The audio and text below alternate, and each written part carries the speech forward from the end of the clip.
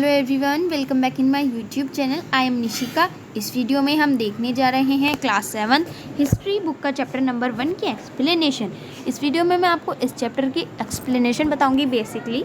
तो आपकी जो एसएसटी है उसमें 3 बुक्स हैं आपकी, जैसे एक सिविक्स है जिसे अब आज हम पढ़ेंगे, एक हिस्ट्री है एंड एक ज्योग्राफी है। जो ज्योग्राफी के फर्स्ट के चैप्टर 3 है और उनकी एक्सरसाइजेज भी मैंने सारी कंप्लीट करवा दी हैं अपने चैनल पे।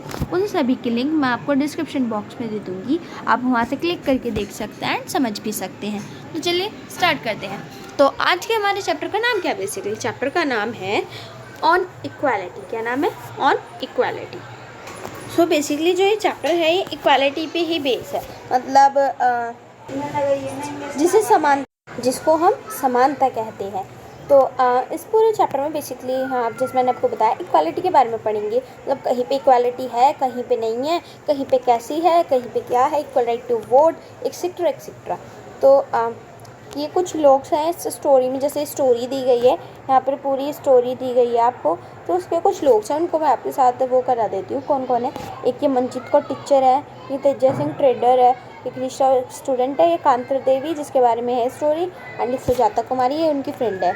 और यहाँ पे भी है कुछ, ये अशोक जैन है उनकी एम्प्लॉय, उनकी भी इसमें बताएगा इंडस्ट्रियल जिनके यहाँ भी ये वर्क करती हैं। ये योगा राज है जो इनके अनएम्प्लॉयड है। ये गवर्नमेंट ऑफिसर हैं आइजैक लेन शेर है, ठीक है, कई सारे। चलिए चैप्टर स्टार्ट करते हैं, रीडिंग से शुरू करते हैं। India is a democracy. In the class 6th book we look at the key elements of a democratic government. This includes people participation, the resolution of conflict, and equality and justice. Equality is the feature of democracy and influence all aspects of its functioning. क्या है? India एक democracy है। Democracy India के बारे में हमने पढ़ा। आपके 6th की बुक में 4th चैप्टर था, याद हो तो आपको, की elements of a democratic government. ये ना यहाँ पे भी मेंशन कर रखा है की एलिमेंट्स ऑफ डेमोक्रेटिक गवर्नमेंट। ये क्या करता है, जो डेमोक्रेटिक गवर्नमेंट है इसमें लोगों का कन्फ्लिक्ट रहता है, उनका जस्टिस रहता है, मतलब अपने न्याय के लिए वो अपनी गवर्नमेंट को चूज़ करते हैं। डेमोक्रेसी हमने पढ़ा, एक मोनार्ची था और एक डेमोक्रेसी था, है ना, पढ़ा होगा आपको, याद है तो आपने करिए वो क्लास अपनी।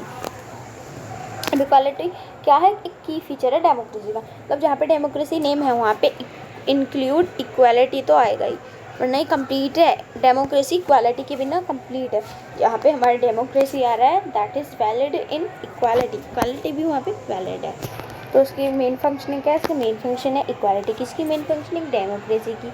इस चैप्टर में हम यही पढ़ेंगे कि इक्वालिटी के बारे में, इक्वालिटी क्या होती है, ये क्यों इंपॉर्टेंट है डेमोक्रेसी के लिए, और कहाँ पर ये सब कोई इक्वल है ही नहीं। तो कांता की स्टोरी से स्टार्ट करते हैं। यहाँ पे मैंने कांता आपको मेंशन करी, स्टोरी है, पढ़ के नहीं बताती हूँ आपको, ऐसी बेसिकली जो इसमें समरी बताई गई वो बता देती हूँ।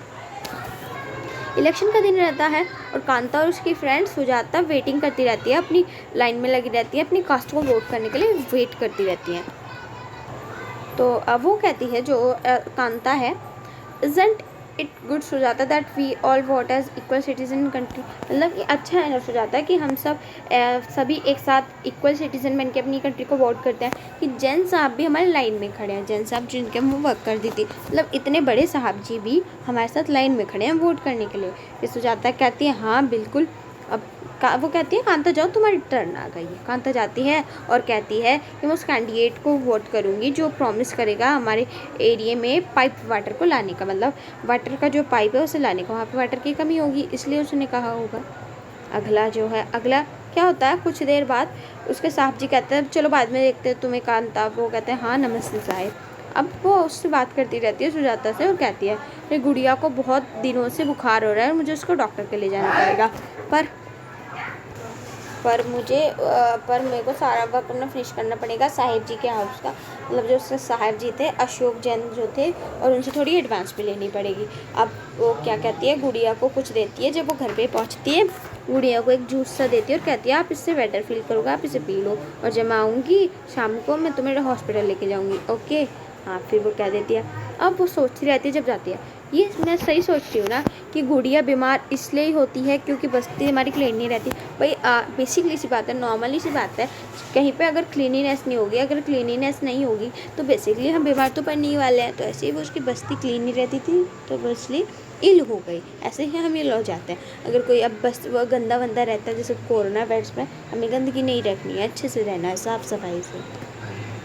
अब क्या होता है, अब जब वो वर्क कर रही रहती है, जो उसकी मेम साहिब है, जो जैन साहिब थे, मेम साहिब कहते हैं सारे कॉर्नर्स को अच्छे से साफ़ करो। वो कहती है हाँ, नहीं वो करती रहती है। अब वो कहती है लो अपनी एडवांस, और इसे आदत मत बनाना अपनी। वो कहती है कांता लो अपनी तुम एडवांस ले लो, और उसे आदत मत बनाना, मतलब हैबिट मत बनाना। वो कहती है नहीं मैडम, नहीं बनाऊँगी। शाम को क्या होता है, जब वो शाम में जाती है, वो उससे कहती है कुछ देर और रुको बेटी, मतलब वो गोदी में लिए खड़ी रहती है। देखो गवर्नमेंट हॉस्पिटल के सामने एक खड़े हैं, एक हॉस्पिटल है गवर्नमेंट हॉस्पिटल, सरकारी हॉस्पिटल जिसे हम कहते हैं, जब में मतलब पुअर्स लोग थोड़ा इलाज करवाते हैं जिनके पास कम पैसे होते हैं। फिर वो सोचती रहती है अपने मन में, जैन मैम और जैन साहब मतलब वोट की लाइन में तो खड़े हो जाएंगी वोट देने के लिए, पर वो कभी भी अपने बच्चों को ऐसे लेके नहीं खड़े होंगे जब वो बीमार होंगे।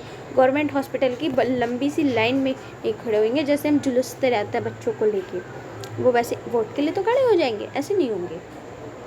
अब है हमारा अगला topic, equal right to vote, मतलब वोट देने का सही जो है अधिकार कैसा होना चाहिए, ये रहा ना equal right to vote. The story above begins with Kanta standing in to cast her vote. ये स्टोरी कैसे बिगिन हुई, कांता से बिगिन हुई जो लाइन में खड़ी है और वोट देने। अब हमने कई लोग देखे जो खड़े थे, जैसे कांता ने देखे, उसके एम्प्लॉयर थे, अशोक जैन थे, छोटे लाल थे, उनके नेबर थे।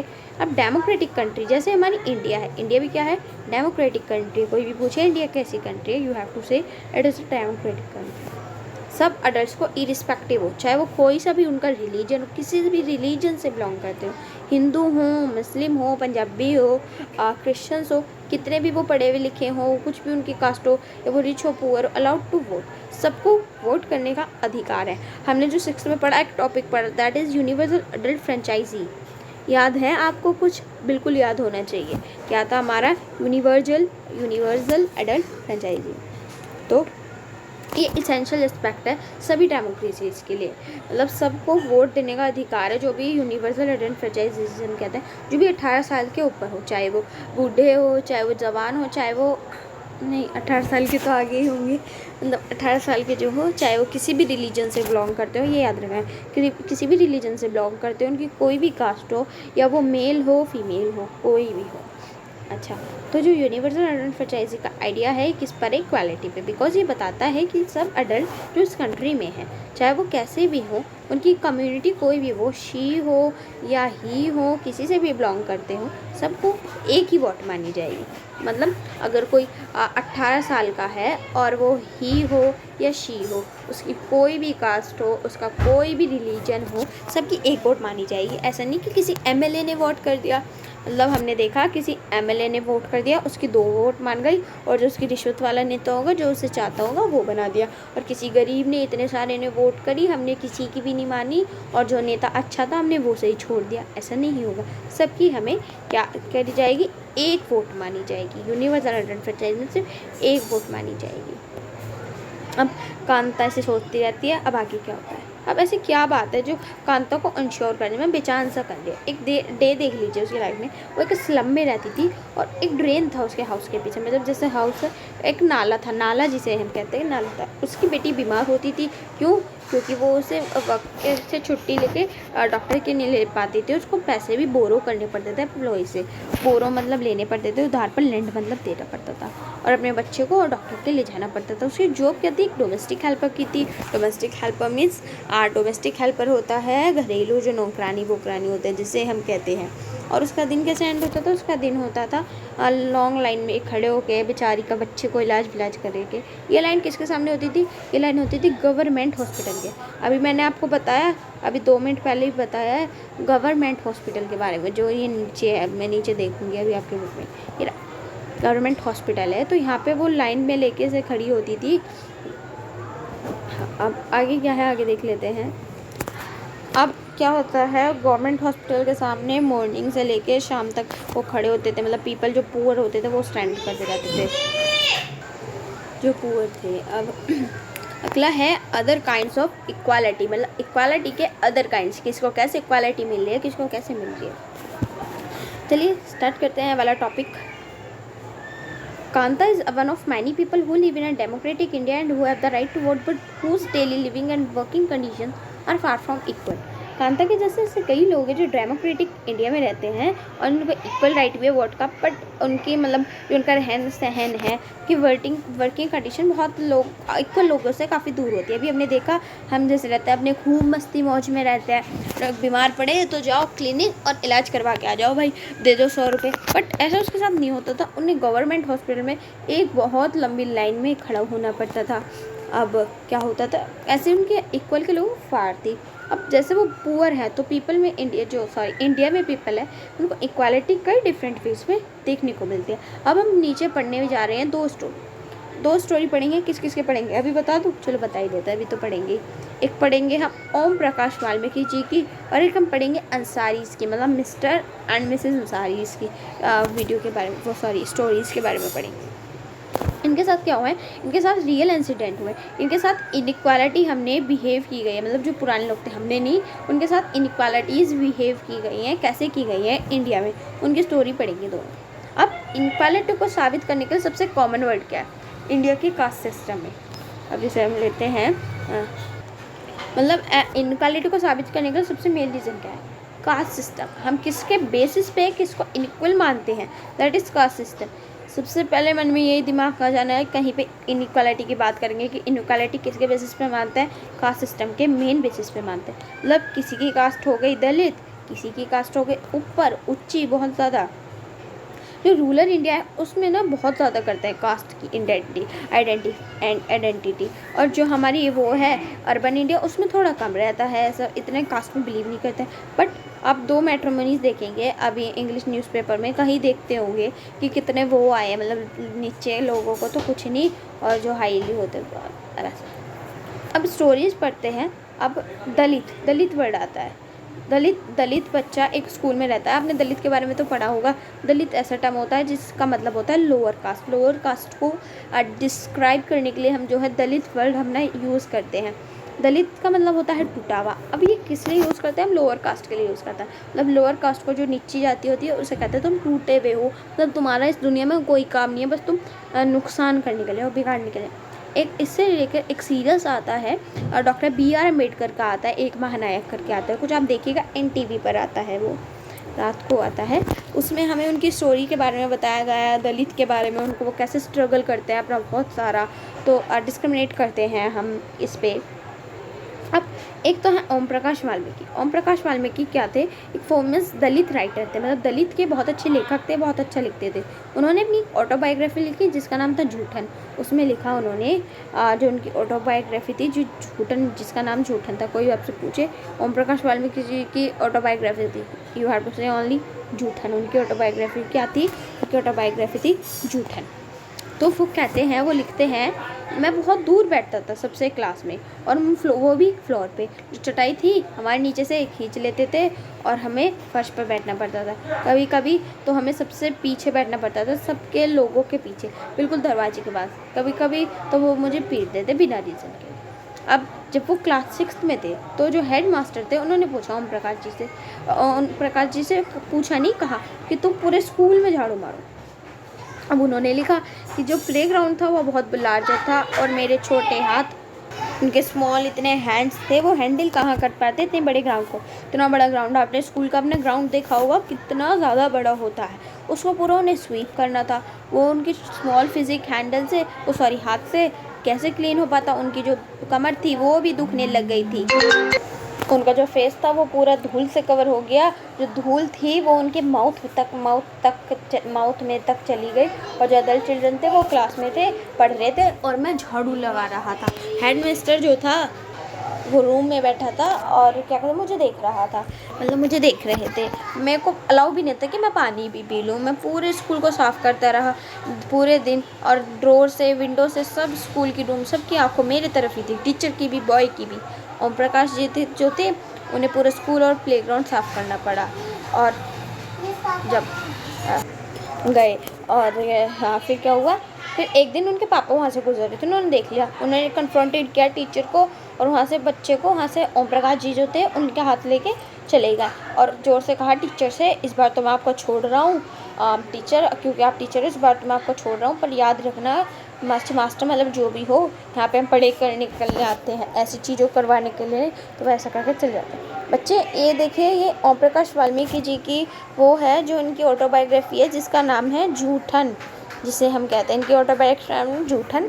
जूठन ये इनकी ऑटोबायोग्राफी है। आप देखिए नेम यहाँ पे लिखा है ओम प्रकाश वाल्मीकि, हेडलाइट से लिखिए। ओके, अब अगला है हमारा, अगला सेकंड स्टोरी जो थी अभी मैंने बताई, किसके बारे में थी, मिस्टर एंड मिसिस अंसारी इसके बारे में थी। तो क्या होता था, वो एक स्टोरी है मिस्टर और मिसिस अंसारी की, जो रेंट पर हाउस देख रहे हैं अपने लिए, और उनको रेंट पे करने की भी मतलब कोई दुख नहीं है, वो पैसे भी हैं उनके पास, मतलब वो रेंट भी पे कर देंगे। वो प्रॉपर्टी डीलर के पास जाते हैं एक प्लेस को ढूंढने के लिए। जो डीलर था उन्हें बताता है कुछ अपार्टमेंट्स हैं अवेलेबल हैं रेंट के लिए, और फिर वो वहाँ जाते हैं जो रेंट के लिए अपार्टमेंट अवेलेबल होती हैं, और डिसाइड करता है उन्हें लेने का। जो लैंड लेडी होती है, मतलब जो वहाँ की वो होती है जो रेंट देती है, उनके नेम पूछती है, उसे एक्सक्यूज़ होता है, मतलब उसे थोड़ा अच्छा नहीं लगता उनके नेम को। नेम क्या थे उनके, अंसारीज थे, वो क्या थे, मोमडन थे, वो मुस्लिम्स थे, तो वो मुस्लिम से चिढ़ जाती है। उनको एक्सक्यूज़ तो था उनके नाम पे, बट आपको एक हंसी की बात बताऊँ, साइड में से ही मच्छी बनने की खुशबू आ रही थी। अब मतलब अभी आगे बताएंगे यहाँ पे अच्छे से। और वो एक्सक्यूज़ बनाती है कि वो मीट वीट खाएंगे, नॉन वेजिटेरियन रेजिडेंट्स खाएंगे। अब अंसारी होते हैं, वो सरप्राइज़ होते हैं। मतलब अभी मैंने बताया स्पून में मछली की खुशबू आती रहती है साइड में, मतलब मछली भी पक रही है। देखो एक मोमडन उन्हें पहले से ही शिफ्ट कर रखा है, उन्हें तो मना कर रहे हैं, पहले से ही रख रखा है, उनकी जानकारी के होंगे, और उन्हें मना कर रहे हैं। अब यही हुआ सेकंड अपार्टमेंट में भी और थर्ड अपार्टमेंट भी। लास्ट में क्या हुआ, प्रॉपर्टी डीलर ने उन्हें कहा कि आप अपनी नेम चेंज करो, आप अपना नाम लिखो कुमार, मतलब मिस्टर एंड मिसेस कुमार रख लो आप अपना नाम। अब अंसारी जो होता है उन्हें वो सॉरी रेलुक्टेंट होता है अपने, वो सोचते हैं। तो लास्ट में क्या होता है, इन द एंड वो होल मंथ लग जाता है पूरा अपार्टमेंट देखते देखते, फिर वो लैंड लेडी को मानते हैं जो उन्हें प्लेस दे देती है रेंट। अब अगला है रिकॉग्नाइजिंग डिग्निटी, मतलब डिग्निटी को रिकॉग्नाइज करने के लिए। आप you have understand by now that the caste we are born into, the religion we practice, the class background we come from, whether we are male or female, these are often that things that determine why people some treat it unequally. It means क्या है इसका मतलब, इसका मतलब आपने अब देख लिया कि कास्ट, हमारी कास्ट जिसमें हम पैदा हुए, हमारा रिलीजन, हमारा धर्म, जिससे हम अभी मतलब अभी हम चल रहे हैं, हमने क्या प्रैक्टिस किया, क्लास बैकग्राउंड जो हमारा क्लास बैकग्राउंड है, और चाहे हम मेल है फीमेल है अंडर सेक्स, ये सब चीज़ें हैं जिससे हम अनइक्वली ट्रीटेड करते हैं। ओम प्रकाश वाल्मीकि जी और अंसारीज भी ऐसे ही ट्रीटेड अनइक्वली हुए, और किस पे, कास्ट के बेस पे, रिलीजन के बेस पे। देखो कास्ट के बेस पे कैसे हुए, उनकी जाति क्या थी, उनकी जाति दलित थी ओम प्रकाश वाल्मीकि की, और रिलीजन वो मुस्लिम थे, उनकी अंसारीज की। अब अगला है, जब पर्सन अनइक्वली ट्रीट करता है तो उनकी डिग्निटी जो वायलेटेड होती है। अब ओम प्रकाश वाल्मीकि की और अंसारी की दोनों की वायलेटेड हुई, बिकॉज वो जैसे वो ट्रीट किए जा रहे थे, उनको स्वीप करवाया झाड़ू से, और उनकी कास्ट की वजह से ओम प्रकाश वाल्मीकि और वो उन्होंने डिग्निटी की बहुत ज़्यादा हर्ट करी, उनके टीचर्स ने और स्टूडेंट्स ने, और उन्हें फील करवाया कि वो बहुत जो इक्वल है उससे बहुत ज़्यादा कम है, स्कूल में सबसे ज़्यादा लोअर है उनका। अब चाइल्ड से ही ओम प्रकाश वाल्मीकि मतलब बहुत जान गए कि कैसी सिचुएशन है, बड़ा होकर इन्हें कैसा फेस करना पड़ेगा, जैसे वो अब जान रहे हैं। तो अब उनके फादर थे जो उन्होंने देख लिया और उन्हें एंग्री फील करके वहाँ से टीचर को डांट के ले गए। ऐसे अंसारी की हर्ट हुई, उन्हें डिग्निटी इसलिए हर्ट हुई, उन्हें अपार्टमेंट नहीं दिए बिकॉज वो उनका रिलीजन क्या था, वो मोमडन थे। तो प्रॉपर्टी डीलर ने सजेस्ट किया उनके नाम चेंज कर लो। अब उनकी सेल्फ रिस्पेक्ट भी तो इसमें हर्ट हुई, मतलब उन्हें नाम चेंज करो, हमारे मम्मा पापा ने नाम दिया, हमें इतने अच्छे नाम दिए हैं, उन्हें चेंज करना पड़ा इन्हें, बिकॉज देख रहे हैं ना कितनी उनकी डिग्निटी ज़्यादा हर्ट हुई है। अब ओम प्रकाश वाल्मीकि जी तो और अंसारी तो ऐसे ट्रीटेड, ऐसा उन्हें डिज़र्व नहीं करना चाहिए था, वैसे सेम रिस्पेक्ट डिज़र्व करते जैसे हमें और किसी और को मिलती है। अब है इक्वालिटी इन इंडियन डेमोक्रेसी, मतलब इंडियन डेमोक्रेसी में इक्वालिटी का अब हम वो पढ़ने वाले हैं concept. The Indian Constitution recognizes every person as equal. This means that every individual in the country, including male and female persons from all castes, religions, tribes, educational and economic backgrounds, are recognized as equal. मतलब जो India का constitution है, जिसे हम संविधान कहते हैं, उसमें सब पर्सन को इक्वल माना गया है। इसमें मतलब हर इंडिविजुअल, हर एक आदमी, चाहे वो मेल हो फीमेल हो, कोई भी कास्ट हो, कोई भी रिलीजन हो, कोई भी ट्राइब हो, कितना भी एजुकेशनल हो या कोई भी इकोनॉमिक से बैकग्राउंड से आता हो, सबको इक्वल मानना है। इसका मतलब इनइक्वालिटी हमें नहीं करनी चाहिए, पर होती तो है। पर डेमोक्रेटिक इंडिया में प्रिंसिपल जो है इक्वालिटी के रिकॉग्नाइज करे गए हैं। ये पार्लियामेंट है इंडिया का, ये रहा यहाँ पे पार्लियामेंट दिखा रखा है डेमोक्रेसी का। अब हमें डिस्क्रिमिनेशन नहीं करना चाहिए। क्या है जो रिकॉग्नाइज इक्वालिटी की, ये मतलब कुछ प्रोविजंस है कॉन्स्टिट्यूशन में। पहला कि हर पर्सन इक्वल है लॉ से पहले, every person is equal before the law. इस लाइन को रट लीजिए दिमाग में, समझ लीजिए। इसका मतलब है कि कानून की नज़रों में सब पर्सन इक्वल है। मतलब सब पर्सन, चाहे वो कोई भी हो, प्रेसिडेंट हो या कांता हो, कोई भी एमएलए हो, कोई भी प्राइम मिनिस्टर हो, कोई भी हो, कांता ही हो गई, एक नौकरानी हो गई, आप और मैं हो गए, सबको ऐसे सेम रिस्पेक्ट मिलनी चाहिए लॉ में, सबको सेम मिले। सेकंड क्या है, सेकंड है कि कोई भी पर्सन डिस्क्रिमिनेट नहीं होनी चाहिए। किसके अगेंस्ट? उसके क्या कहते हैं, रिलीजन पे, रेस पे, मतलब जिससे वो अभी कंटिन्यू कर रहा है, जो भी उसकी कास्ट है, कास्ट से कहाँ पे वो पैदा हुआ है, वो मेल है फीमेल है, अंडर सेक्स भी, तो इन चीज़ों पर वो डिस्क्रिमिनेट नहीं होना चाहिए। और थर्ड क्या है कि जो भी हर पर्सन है उसको ऑल पब्लिक प्लेस, मतलब कुछ भी हो, प्ले ग्राउंड हो, वो होटल्स हो, वो शॉप्स हो, मार्केट्स हो, सब जाने का अधिकार है। सब पब्लिकली अवेलेबल यूज़ कर सकते हैं, रोड है, बाथिंग घाट्स है। और फोर्थ, अनटचेबिलिटी नहीं होनी चाहिए, वो एबोलिश्ड नहीं होगी। अनटचेबिलिटी जिसे छुआछूत कहते हैं। अब ये दो वेज जिसमें गवर्नमेंट ने ट्राई किया इम्प्लीमेंट दी इक्वालिटी, मतलब इक्वालिटी को बढ़ाने के लिए कॉन्स्टिट्यूशन ने लॉ बनाए। सेकंड, गवर्नमेंट प्रोग्राम्स के द्वारा, मतलब गवर्नमेंट ने कुछ ऐसे प्रोग्राम और स्कीम चलाई जिससे एडवांटेज हुए कम्युनिटीज़ में, जिसमें इक्वलिटी उनमें आई। और उन्होंने कुछ ऐसी चीज़ करी जिसमें लोग अपने हाथ बढ़ाएं और इक्वल की तरफ चले। कुछ लॉज भी बनाए ताकि हर पर्सन को राइट मिले इक्वल वो। अब लॉ में क्या गवर्नमेंट ने ऐसे कई स्कीम भी चालू करी है, मैंने बताया आपको। तो एक था इसमें मिड डे मील, अभी हम पढ़ेंगे वो मिड डे मील ही पढ़ेंगे। अभी क्या है ये मिड डे मील स्कीम, ठीक है। फर्स्ट ये कहाँ पे स्टार्ट हुई? ये हुई तमिलनाडु में, एक प्रोग्राम था ये, किसमें हुई? तमिलनाडु में हुई और 2001 में हुई। अभी बताती हूँ क्या होता है इस स्कीम में। क्या होता है, जो गवर्नमेंट हॉस्पिटल होता है उसमें बीच में, मतलब दिन के आध में, जब स्कूल का आधा होता है, तो जब खाने का प्रोग्राम करते हैं वहाँ पे सब एक साथ खाना बनाते हैं। जैसे वहाँ पे कौन खाना बनाता है? वहाँ पे बताओ, दलित लेडीज़ बनाती हैं वहाँ पे खाना। वहाँ पर खाना वो बनाती है और वहाँ पे बच्चे खाते हैं। जो गवर्नमेंट स्कूल होते हैं, जब बीच में स्कूल में देखो 4-5 घंटे का, 5-6 घंटे का स्कूल चलता है।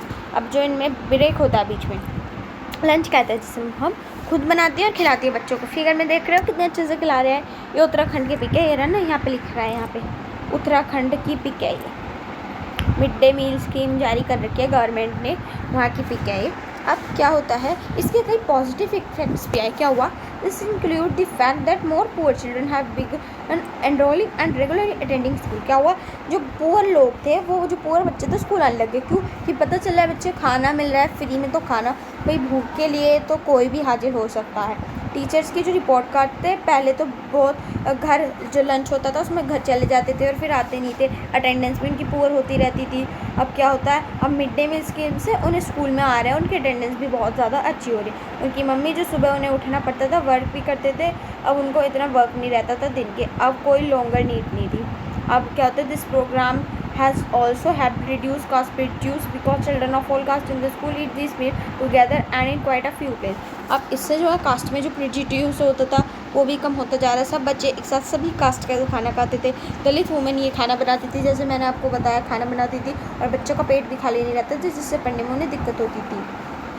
अब गवर्नमेंट ने ऐसे कई प्रोग्राम और इम्पॉर्टेंट रोल्स प्ले करे, जिससे बच्चे आने लग गए। मिड डे मील जैसे हो गया, इसमें क्या हुआ, बच्चों के अटेंडेंस बढ़ी, उन्हें अच्छी लगने लग गई। अब कई डिफरेंसेस हुए कंट्री में, बच्चे एक साथ खाने लगे। अब कुछ सेवरल स्कूल हैं कंट्री में, जिस दलित चिल्ड्रन सोम प्रकाश वाल्मीकि डिस्क्रिमिनेट अगेंस्ट हुए, ट्रीटेड इनकली, पर अब ऐसा नहीं होता है, कम होने लगा है। अब अब ऐसा ही है। ये डॉक्टर BR अम्बेडकर का है। हमें सेल्फ रिस्पेक्ट के बारे में उन्होंने बताया। डॉक्टर BR अम्बेडकर भी मैंने आपको सीरियल के बारे में बताया नहीं, उनके बहुत अच्छे थॉट्स आप पढ़िएगा, आपको समझ आ जाएंगे। अब ये क्या है, वन ऑफ द, अब जो है एटीट्यूड थोड़ा स्लोली चेंज भी हो रहा है। कुछ लोग डिस्क्रिमिनेशन करते हैं लो में, वो कुछ इनइक्वली भी मानते हैं उनकी कास्ट वास्ट ऐसी चीज़ें देख के, और वुमेन भी है इसको भी देख के। अब पीपल इन्फीरियर, मतलब अब जब बदलेंगे खुद ही तो बदलेंगे, कोई बताएगा नहीं। वो हर पर्सन की हमें डिग्निटी हर्ट नहीं करनी चाहिए, सबका अपना अपना एटीट्यूड होता है, सबकी अपनी अपनी चीज़ें होती हैं। अगला है issues of equality and democracy. जब चैप्टर ज़्यादा नहीं है, थोड़ा सा गट रहा है, ये टॉपिक और कवर कर लेते हैं छोटा सा। अब आपने देखा कि इंडियन डेमोक्रेटिक कंट्री है और कुछ इक्वालिटी भी है, जहाँ में इक्वालिटी के लिए कई स्ट्रगल्स भी किए गए, लड़ाई भी की गई। एक यूएसए की वुमेन थी यूएसए की, अब इसकी फुल फॉर्म क्या होती है, यूनाइटेड स्टेट्स ऑफ अमेरिका की वुमेन थी, और जिसने फाइट किया अपने लिए। देखो साउथ अफ्रीका जो साउथ पार्ट था ना, उसमें ज़्यादा ब्लैक एंड वाइट पे क्या करते थे, डिस्क्रिमिनेट करते थे। मतलब जो ब्लैक था और वाइट था, मतलब वाइट पे तो इतना बहुत ज़्यादा बस बताओ क्या हीरे मोती जड़े हैं, और ब्लैक पे बहुत ज़्यादा गंदे व्यवहार करते थे, जैसे ऊंची नीची जाती है। क्या हुआ, एक बार अफ्रीकन अमेरिकन वुमेन ने क्या किया, उनको कैसे इनइक्वली तो करते थे, ब्लैक पे तो एक वो बस में ट्रैवल कर रहा था और वो ब्लैक वुमेन थी, और उससे कह दिया आदमी से कि आप यहाँ से हट जाओ, वाइट पर्सन यहाँ पे बैठना चाहता है। गुनाह हो गया था अगर कैसे कह भी दिया। एक रोज़ा पार्क्स की लेडी थी, अफ्रीकन अमेरिकन वुमेन थी, वो पूरे दिन थक जाती थी और शाम को आती थी, बस की सीट पे बैठती थी। उसने एक वाइट मैन से कहा 1 दिसंबर 1955 को, ये भी डेट भी लिखी गई है कि ये भी जो मैंने बताया हट जाओ। अब बहुत बड़ा स्ट्रगल हुआ इस पर, उन्होंने स्ट्रगल किया और लास्ट में आखिरकार वो बैठ गई अपनी सीट पे। वो मैन को हटाया, वो आखिरकार बैठ गए। उन्होंने जो वो मूवमेंट किया, that is civil right movements जो था वो उन्होंने किया था। ये सिविल राइट कब एक्ट किया, 1964 में किया, जो रेस के बेसिस पे वो डिस्क्रिमिनेट होता था। अब इसमें ऐसे ही बताता है कई स्ट्रगल्स करने पड़े, कई कुछ बहुत सारी हमें फैसिलिटीज़ करनी पड़ी, एंड ये बस आर्टिकल 15 है और समझ लीजिए, फिर कुछ नहीं है। इंडियन कॉन्स्टिट्यूशन में आर्टिकल 15 लिया गया है ये। अब क्या है कि हमें किस पे रिलीजन, इन चीज़ों पे हमें किसी को भी डिस्क्रिमिनेट नहीं करना चाहिए। तो अभी हमने देखा उसके रिलीजन पे, रेस पे, कास्ट पे, सेक्स पे, प्लेस ऑफ बर्थ, और इनमें से किसी भी चीज़ पे सब सिटीज़न क्या है, सबकी वो किसी पे भी उनको डिस्क्रिमिनेट नहीं करना चाहिए, और कुछ भी हमें उन्हें डिस्क्रिमिनेट करना ही नहीं चाहिए, और इनको इन सब जगह जाना चाहिए। जैसे ये है, अब चैप्टर होता है आपका ख़त्म। थोड़ा सा बड़ा तो था, बट आई होप आपको समझ आया होगा। अगर अच्छा लगे है, समझ आया हो तो प्लीज़ लाइक कीजिए, कुछ क्वेरी हो तो कमेंट बॉक्स में लिखिए, एंड मेरे चैनल को सब्सक्राइब करना ना भूलें। Thank you.